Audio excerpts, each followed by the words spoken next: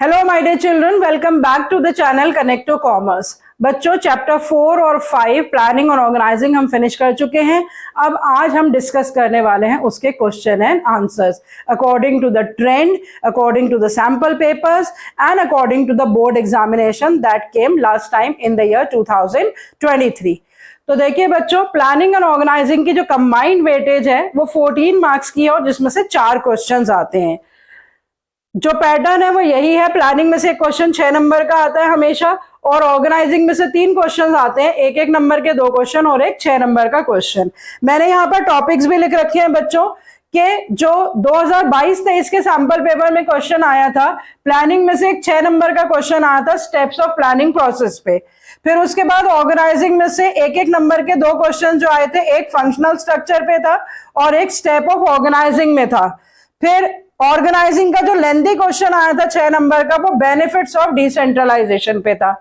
फिर उसके बाद जो 2023 और 24 का अब सैंपल पेपर दे रखा है, उसमें भी 6 नंबर का एक क्वेश्चन प्लानिंग प्रोसेस से आया है, एक नंबर के 2 क्वेश्चन जो ऑर्गेनाइजिंग से आए हैं वो एक डिसेंट्रलाइजेशन पे है और एक डेफिनेशन ऑफ ऑर्गेनाइजिंग पे है, और एक जो 6 नंबर का ऑर्गेनाइजिंग से क्वेश्चन आया है वो फंक्शनल स्ट्रक्चर के एडवांटेजेस और लिमिटेशंस पे आया है। फिर उसके बाद जो 2023 का पेपर आया था एक्चुअली, उसमें जो 6 नंबर का क्वेश्चन था वो टाइप्स ऑफ प्लान्स पे था, और जो एक नंबर के 2 क्वेश्चन है ऑर्गेनाइजिंग के, उसमें से एक क्वेश्चन बेनिफिट पे था और एक क्वेश्चन डेफिनेशन ऑफ ऑर्गेनाइजिंग पे था, और जो 6 नंबर का लेंथी क्वेश्चन था वो डिविजनल और फंक्शनल फॉर्मल ऑर्गेनाइजेशन में से चॉइस थी, या तो डिविजनल स्ट्रक्चर के एडवांटेजेस लिखने थे या फॉर्मल ऑर्गेनाइजेशन के एडवांटेजेस लिखने थे। तो बच्चों, अब हम देख सकते हैं कि इन 4 क्वेश्चंस में नॉर्मली कौन कौन से टॉपिक्स कवर अप हुए हैं या रिपीट हुए हैं। तो ज्यादातर जो क्वेश्चन आया है वो planning process, types of plans, और जो ऑर्गेनाइजिंग में से क्वेश्चन आया है वो डिसेंट्रलाइजेशन पे आया है, फंक्शनल स्ट्रक्चर पे आया है, डिविजनल स्ट्रक्चर पे आया है, फॉर्मल ऑर्गेनाइजेशन पे आया है।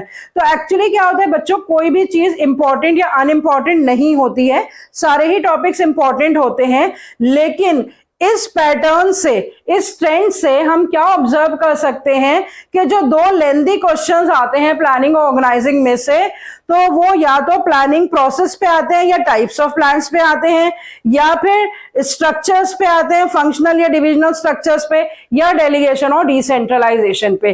तो इन टॉपिक्स को दोबारा से रिवाइज कर लीजिए अच्छी तरह से, सारे ही टॉपिक्स पढ़ने हैं लेकिन इन पे ज्यादा ध्यान दे दीजिए। और अब मैं एक्चुअली डिस्कस करूंगी कि वो क्या क्वेश्चंस हैं एमसीक्यूज के, उनके आंसर्स क्या हैं, और जो लेंथी क्वेश्चंस हैं उनको हमें कैसे प्रेजेंट करना है। Because I have already told you that presentation is very very important.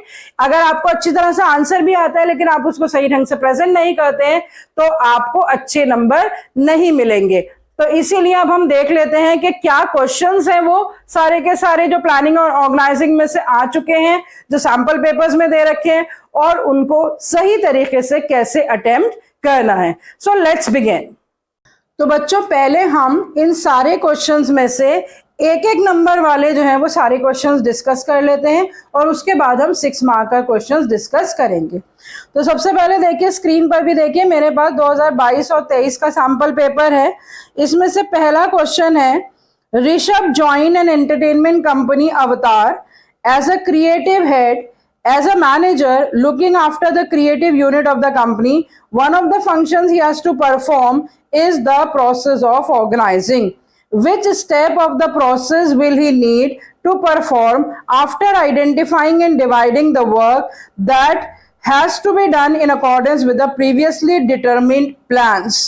यहाँ पे ऑल्टरनेटिव्स दे रखे हैं, identification and division of work, departmentalisation, assignment of duties and establishing reporting relationship. तो यहाँ पे 4 ऑप्शंस दे रखे हैं और आपको एक स्टेप आइडेंटिफाई करना है कि उसको क्या स्टेप परफॉर्म करना है after identifying and dividing the work. तो पहला स्टेप होता है identification and division of work, तो उसके बाद सेकंड स्टेप डेफिनेटली क्या होता है, डिपार्टमेंटलाइजेशन।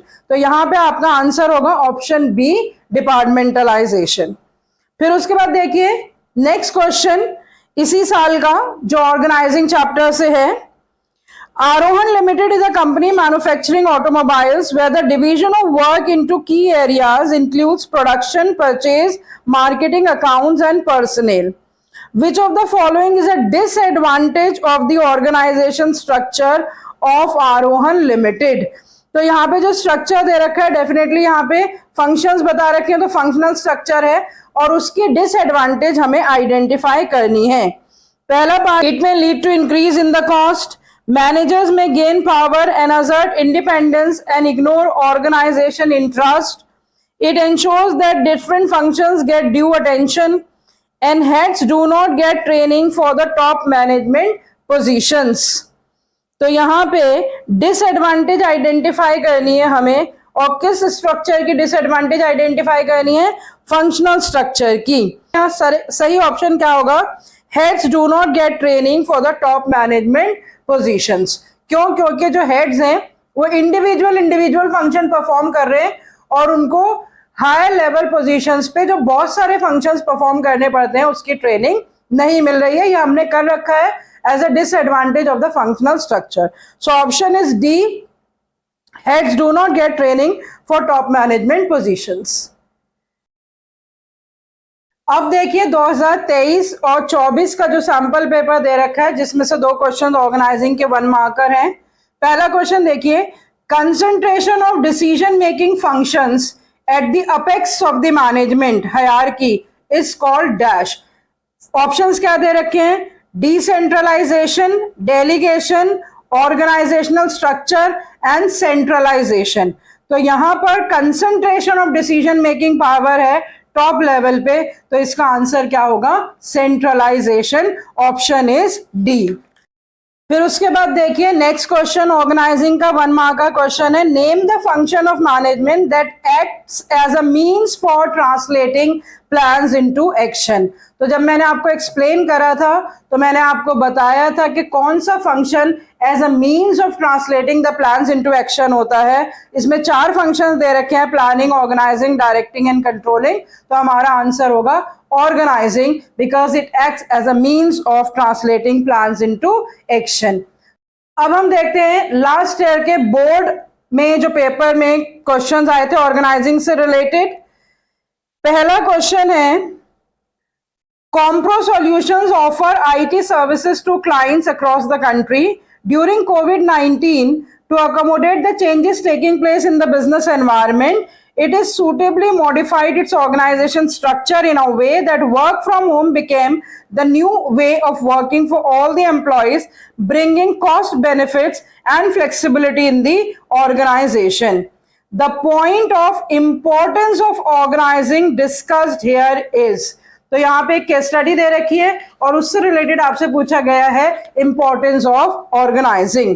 ऑप्शंस दे रखे हैं, benefits of specialization, adaptation to change, development of personnel and clarity in the working relations. तो कोविड-19 की केस स्टडी है जिसमें बताया गया है कि किस तरह से आसानी से लोगों ने नए तरीके से काम करना सीख गए थे. तो डेफिनेटली इसका ऑप्शन होगा adaptation to change, that is option B.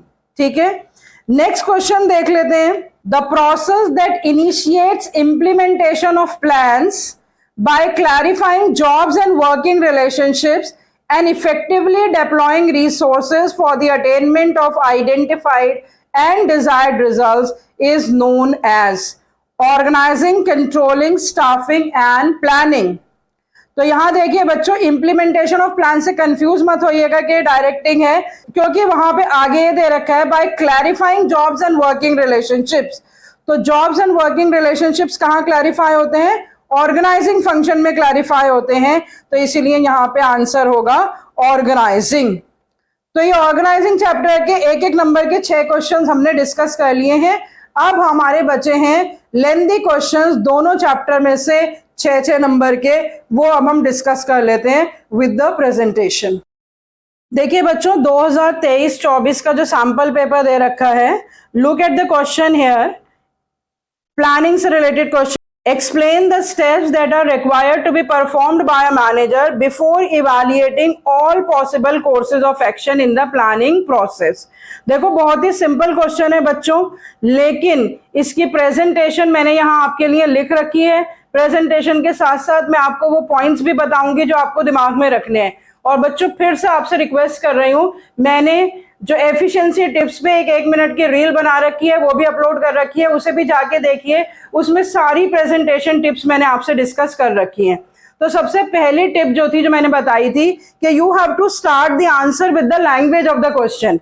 तो यहाँ पे हमने क्वेश्चन की लैंग्वेज से ही आंसर स्टार्ट करा है। The steps that are required to be perform by the manager before evaluating all possible alternative courses of action in the planning process are.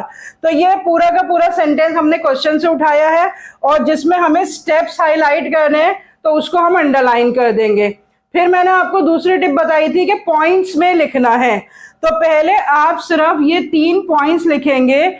Evaluating alternative courses of action से पहले, वो पहले develop किए जाते हैं, उससे पहले प्लानिंग प्रेमिसेस और सबसे पहले objectives.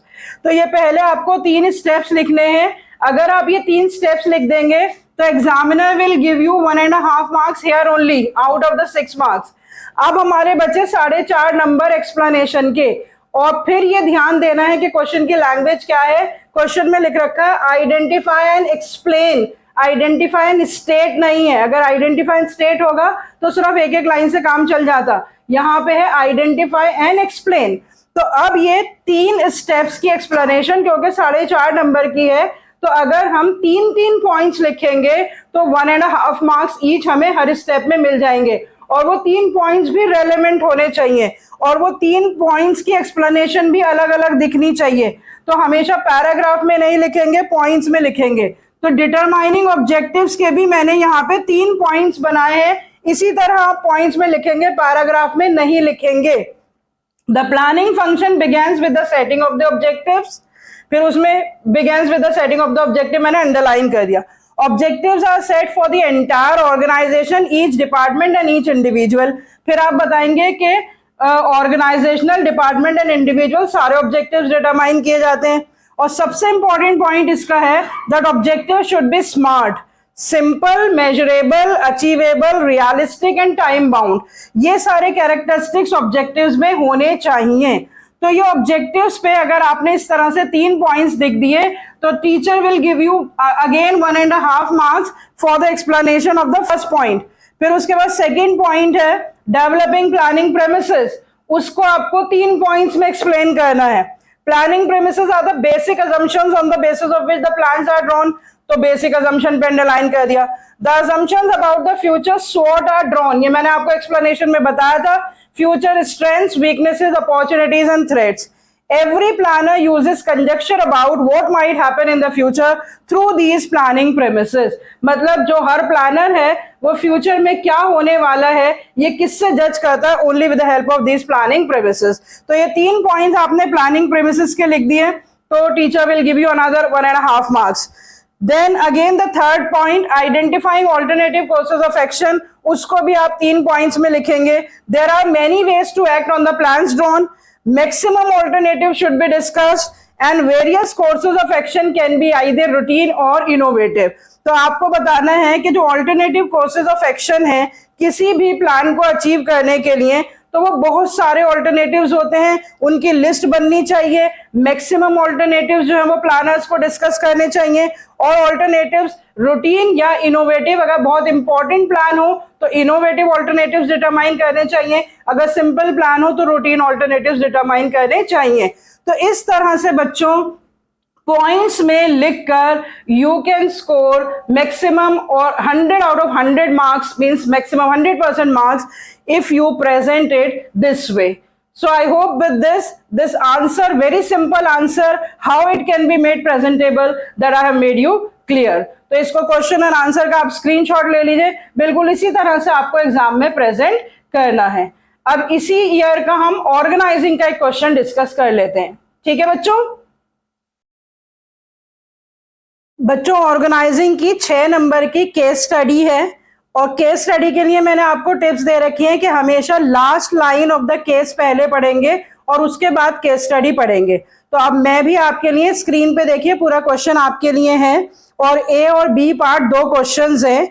Identify and state the organizational structure adopted by the company. इसका मतलब जो दो पैराग्राफ की केस स्टडी है उसमें हमें ऑर्गेनाइजेशन स्ट्रक्चर आइडेंटिफाई करना है और उसे स्टेट करना है। देखो बच्चों, इन्यूमरेट, स्टेट, एक्सप्लेन, बार बार मैं आपसे कह रही हूं ये वर्ड्स बहुत इंपॉर्टेंट है क्वेश्चन में। अगर इन्यूमरेट हो तो मेंशन करना होता है, स्टेट हो तो एक लाइन बतानी होती है, और अगर एक्सप्लेन हो तो 2 से 3 line according to the marks of the question. तो देखिए मैं आपके लिए क्वेश्चन पढ़ रही हूं। Diligent Developers, a website design company in Bangalore, is a startup initiative of Mr. Maniraj, which aims at achieving a profit margin of 10% in its first year. Mr. Maniraj appointed Mr. Advait as a digital marketing head, Mr. Kiyansh as the head of the backend department, and Mr. Nirved headed the graphic designing department. तो अलग अलग departments के बच्चों यहाँ नाम बता रखे हैं और अलग अलग फंक्शंस के हिसाब से डिपार्टमेंट हैं। तो अभी तक आपको समझ आ ही गया होगा कि ये फंक्शनल स्ट्रक्चर की बात हो रही है। Since each head was specialized in the specific skills, it resulted in increased efficiency and the better coordination. देखो इसी दो लाइनों में दो बेनिफिट्स दे ही रखे हैं। Same benefit, same language. आप अगर आपने याद भी नहीं करे हैं तो यहीं से आपको दो बेनिफिट्स मिल जाएंगे। सेकेंड पैराग्राफ है, however problems arose when Mr. Advait started considering group objectives superior to the organizational objectives. Problem, limitations भी यहाँ पे डिस्कस हो रही हैं कि जो डिपार्टमेंटल हेड है उसने अपने ऑब्जेक्टिव को प्रायोरिटी देनी शुरू कर दी ऑर्गेनाइजेशनल ऑब्जेक्टिव से ज्यादा, and stopped exchanging information with Mr. Kiyansh and Mr. Nirved. The company had to bear the brunt of lack of coordination and was unable to achieve its objectives. Lack of coordination. पढ़ते time ही आप keywords underline कर लेंगे क्योंकि B part में आपसे पूछा गया है state 2 benefits and 2 limitations of the structure identified. यहां भी वर्ड स्टेट है।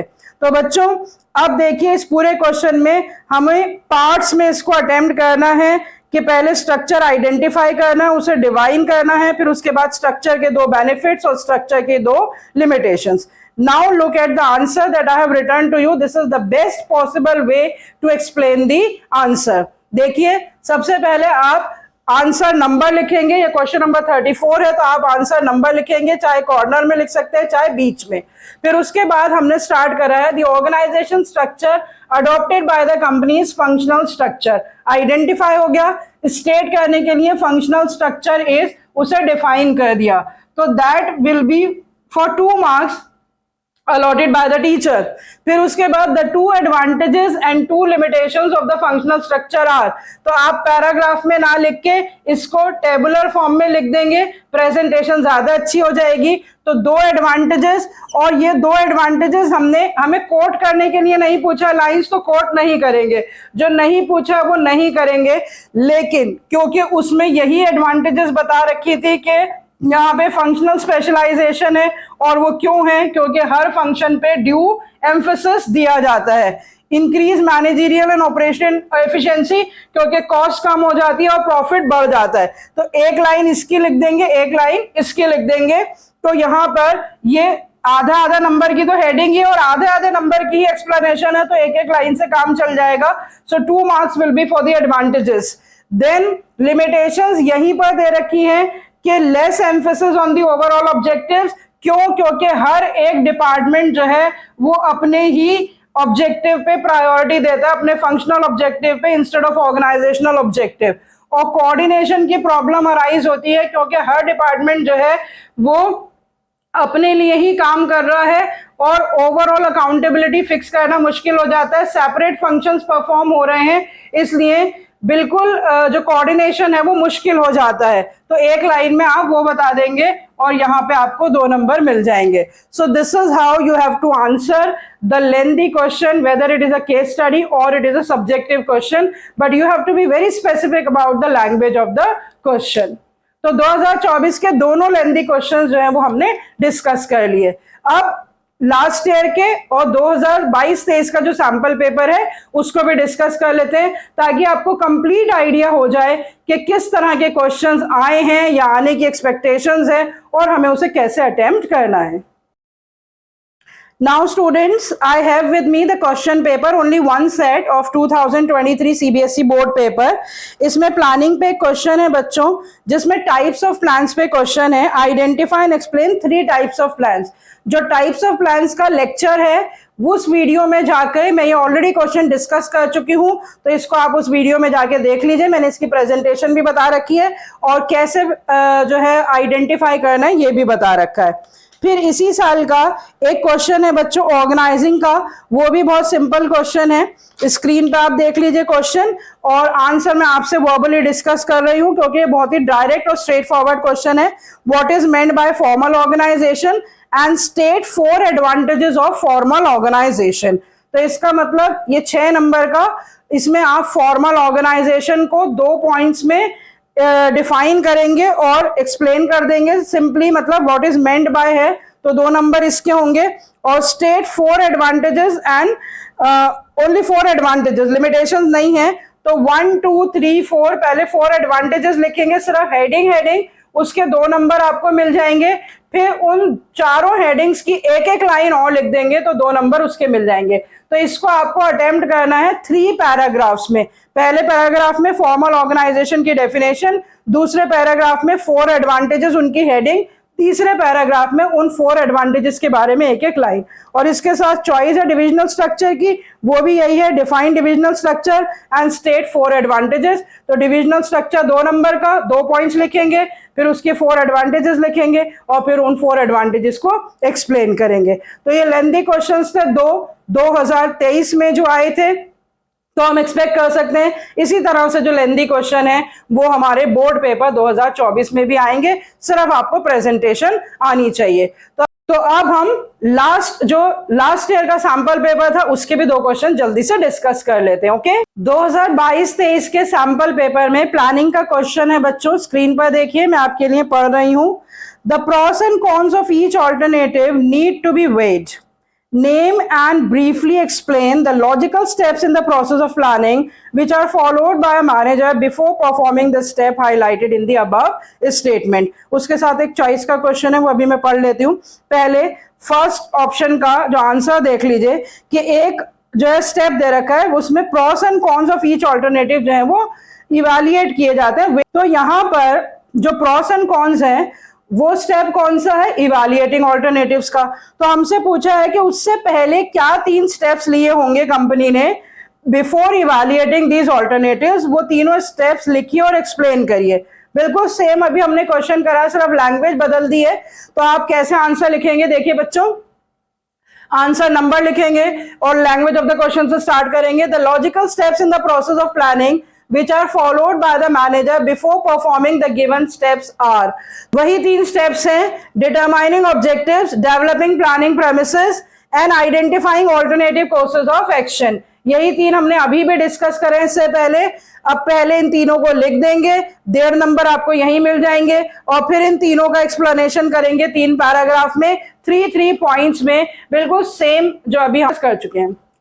चॉइस का क्वेश्चन देखिए बच्चों. Briefly explain the next 3 steps in the process of planning which the manager will have to follow after using conjecture about what might happen in future.